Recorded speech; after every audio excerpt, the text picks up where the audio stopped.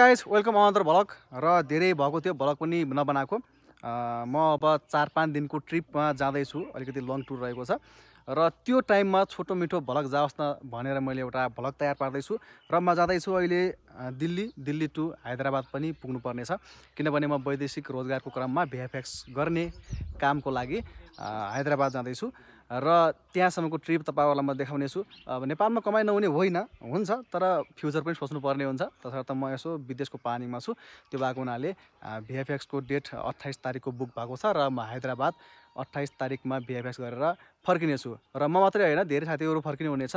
तर म अलिकति एक्लै जानुपर्ने भएको छ, किनभने मेरो PCC दिल्लीमा छ। दिल्लीबाट लिएर फेरि हामी उता हैदराबादमा जानुपर्ने हुन्छ र आज भनेको चाहिँ म तुलसीपुरबाट दिल्लीको बसमा चढेर जानेछु र तपाईहरुलाई म इन्जोय पनि गराउनेछु बेला बेलामा बाटोमा के कस्ता रमाइला गतिविधिहरू छ।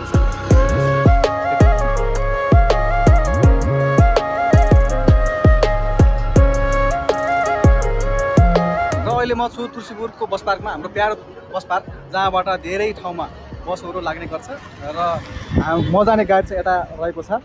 यसमै हामी सवार भएर चाहिँ दिल्लीसम्म पुग्नेछु। हामी भन्दा पनि म एक्लै छु, म भित्र साथी भेट्लान् सायद।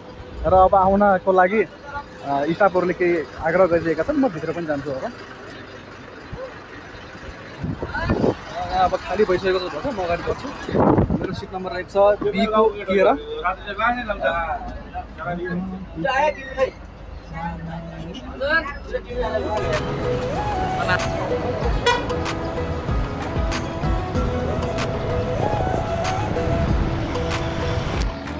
तुलसीपुर बस पार्कबाट हिँडेको करिब 1 घण्टामा हामी यता बाँके जिल्लाको राप्ती सोनारी वडा नम्बर 1 लौकी भन्ने ठाउँमा आइपुगेका छौँ र पछाडि ब्याकग्राउन्डमा रहेको खाजा घरमा धेरैजना व्यक्तिहरूले खाजा खाइरहनु भएको छ र मैले तुलसीपुरमै चिया नास्ता गरिसकेको हुनाले मैले यहाँ खाजा खाना रुचाइनँ। अबको केही बेरमा हामी नेपालगञ्जको प्रस्थान गर्नेछौँ है त। नेपालगञ्जमा आइपुग्दा पुग्दै झमक्कै साँझ परिसक्यो। वरपरका बिल्डिङ तथा बाटोमा रहेका बत्तीहरूले सहरको सुन्दरतालाई बढाउने काम गरेका छन्। अब हामी नेपाल र भारतको सिमानामा आइपुगेका छौँ। अबको केही बेरमै भारत प्रवेश गर्नेछौँ। तर त्योभन्दा अगाडि नेपाल र भारत दुवै देशका सुरक्षाकर्मीहरूले बसमा सवार यात्रु र उनीहरूले बोकेको सामानको कडा चेकिङ गर्नेछन्। नेपालतर्फ भारत प्रवेश गर्दै गरेका चेलीबेटीहरूको पुछताछ गरियो र साथै उनीहरूको परिवारमा सम्पर्क गरेर उनीहरूको बारेमा सोधपुछ गरियो। तर भारततर्फ भने सम्पूर्ण यात्रीहरूलाई ओह्रालेर सम्पूर्ण सामानहरूको चेक जाँच गरियो।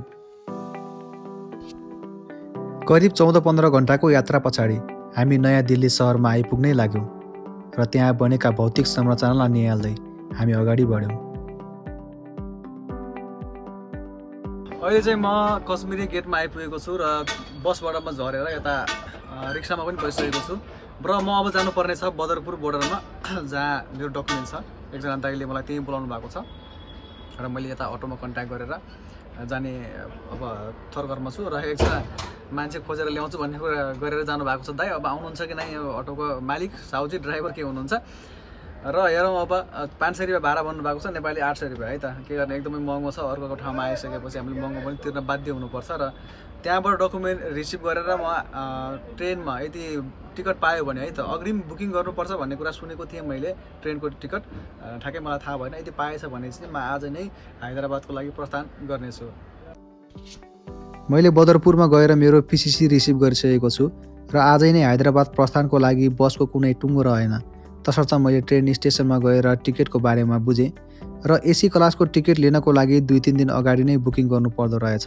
तर जेनरल क्लासको टिकट भने ट्रेन जाने बेला नै लिनु पर्दो रहेछ। जेनरल क्लासको टिकटमा अलिकति असहजता हुने भएको हुनाले मैले आज यतै रुकेर भोलि बसमा जाने निधो गरेको छु। यदि भोलि पनि बसको कुनै टुङ्गो भएन भने सायद जेनरल क्लासको टिकटमा यात्रा गर्नुपर्छ कि